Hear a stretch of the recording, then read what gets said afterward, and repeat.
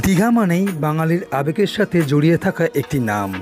দীঘা মানেই বাঙালির জীবনের প্রথম ভ্রমণ স্থান। সো হ্যালো এভরিওয়ান, সবাই কেমন আছো? আশা করছি ভালো আছো। ফিরে এলাম 2 রাত 3 দিনের দীঘা ভ্রমণের আজ তৃতীয় পর্ব নিয়ে।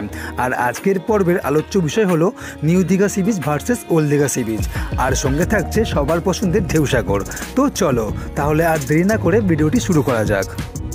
নিউ দীঘা সি বিচ মানেই সমুদ্র স্নান, আর সমুদ্র স্নান মানেই ভরপুর আনন্দ। তাই এই পর্বে কথা কম আর এনজয় বেশি। So let's enjoy. মা, তা বলে কি আর কোনো রকম ইনফরমেশন দেবো না? নিশ্চয়ই দেব। তোমরা শুধু ভিডিওটির শেষ পর্যন্ত সঙ্গে থেকো।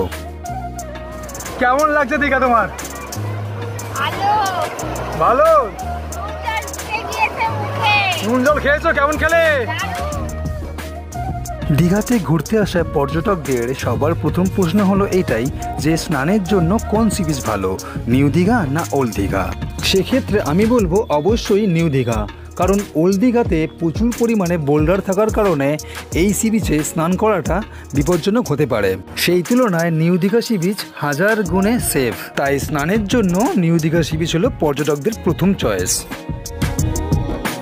আর হ্যাঁ, তোমরা যারা 2 রাত 3 দিনের এই দীঘা ভ্রমণের প্রথম পর্ব আর দ্বিতীয় পর্ব এখনও পর্যন্ত দেখোনি, তারা দয়া করে চ্যানেলের পেজে গিয়ে প্রথম এবং দ্বিতীয় পর্বটি দেখে নিও।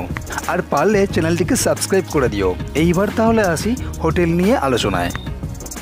নিউ দীঘা আর ওল্ড দীঘাতে হোটেল সংখ্যা প্রচুর, কিন্তু তার সত্ত্বেও বেশিরভাগ মানুষ সি ফেসিং হোটেলের খোঁজ করে। আর সি ফেসিং হোটেলের জন্য বেস্ট অপশন হলো নিউ দীঘা, কারণ ওল্ড দীঘাতে নিউ দীঘার তুলনায় সি ফেসিং হোটেল সংখ্যা তুলনামূলকভাবে অনেকটাই কম। আর বাজেটের দিক থেকে দেখতে হলে old Digha is best option, কারণ নিউ দীঘার তুলনায় ওল্ড দীঘাতে হোটেল রুম ভাড়া অনেকটাই কম। সমুদ্র স্নান আর হোটেল নিয়ে আলোচনা তো অনেকটাই হলো। এবার তাহলে নিউ দীঘার রাত্রিবেলার বিচ মার্কেট কেমন লাগে তা দেখে নেওয়া যাক। এই হলো নিউ দীঘা বিচ মার্কেট। আমরা এখন নিউ দীঘার বিচ মার্কেট ঘুরে ঘুরে দেখছি। ব্যাগের দোকান, শাঁখের দোকান ইত্যাদি ইত্যাদি। তবে বেশ কিছু দোকান নজরে পড়লেও মানুষজন তেমন নজরে পড়লো না রাতের নিউ দীঘা বিচ মার্কেটে। এইবার আমরা চলে যাব ওল্ড দীঘা বিচ মার্কেটে। তবে তার আগে নিউ দীঘা বিচ মার্কেটে অবস্থিত আমন্ত্রণ হোটেল থেকে কিছু খেয়ে নেব। আমরা আমাদের 2 রাত 3 দিনের দীঘা ট্রিপের লাঞ্চ, ডিনার এবং ব্রেকফাস্ট এই দোকান থেকেই করেছি।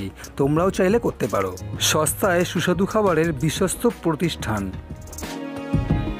Welcome to the old Digha beach market. তো অলরেডি আমরা ওল্ড দীঘা বিচ মার্কেট পৌঁছে গেছি। এসেই দেখতে পাচ্ছি এখানে মানুষজনের ভিড় উপচে পড়ছে, ঠিক যেন মেলা বসে গেছে। ওই জন্যই ভাবি সন্ধ্যাবেলা নিউ দীঘা সি বিচ এত কেন ফাঁকা, কারণ সব মানুষ তো এখানেই ভিড় জমিয়েছে। আর কেন জমিয়েছে তা তোমরা নিজেরাই বুঝতে পারছো, তাই না? রাতের ওল্ড দীঘা সি বিচ সত্যিই অপূর্ব, যা ভাষায় প্রকাশ করা যাবে না। সুসজ্জিত লাইটিং এবং বিভিন্ন ধরনের কসমেটিক্স, অলংকার, বাচ্চাদের খেলনা থেকে শুরু করে বিভিন্ন ধরনের খাবারের দোকান এখানে ভর্তি। সুতরাং ওল্ড দীঘা বিচ মার্কেট ঘুরতে ঘুরতে কখন যে ঘন্টার পর ঘন্টা সময় কেটে যাবে তা তোমরা বুঝতেও পারবে না। এইবার তাহলে আসি সামান্য অন্য প্রসঙ্গে, মানে সাইট সিনিং করবার জন্য কোন দীঘা বেস্ট, নিউ দীঘা নাকি ওল্ড দীঘা? তাহলে আমি বলবো অবশ্যই নিউ দীঘা বেস্ট, কারণ নিউ দীঘার আশেপাশেই রয়েছে 3-4খানা সাইট সিনিং স্পট, যেগুলি পায়ে হেঁটেই ঘোরা যায়, যেমন অমরাবতী পার্ক, ঢেউসাগর, কাজু উদ্যান এবং new Digha science city. New দীঘার তুলনায় ওল্ড দীঘার সাইট সিনিং স্পটগুলি বেশ দূরে এবং সংখ্যায় কম। তবে নিউ দীঘা এবং ওল্ড দীঘা সাইট সিনিংয়ের জন্য 2 জায়গা থেকেই গাড়ি কিন্তু সবসময় অ্যাভেলেবেল রয়েছে, যেমন টোটো, অটো, 4 চাকা ইত্যাদি। সাইট সিনিংয়ের স্পট অনুযায়ী ভাড়া হয়।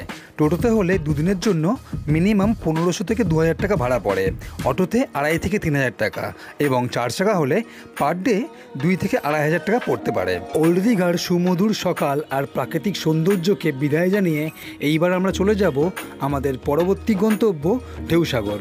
ঢেউসাগর পার্কে প্রবেশ মূল্য মাথাপিছু 10 টাকা করে। আমরা টিকিট কেটে ভিতরে প্রবেশ করলাম।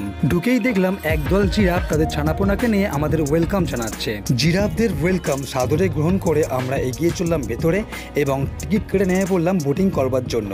বোটিং কস্ট মাথাপিছু 50 টাকা করে। বোটিং করতে করতে সন্ধ্যাকালীন পার্কের অপরূপ সৌন্দর্যের সাক্ষী হয়ে থাকলাম আমরা।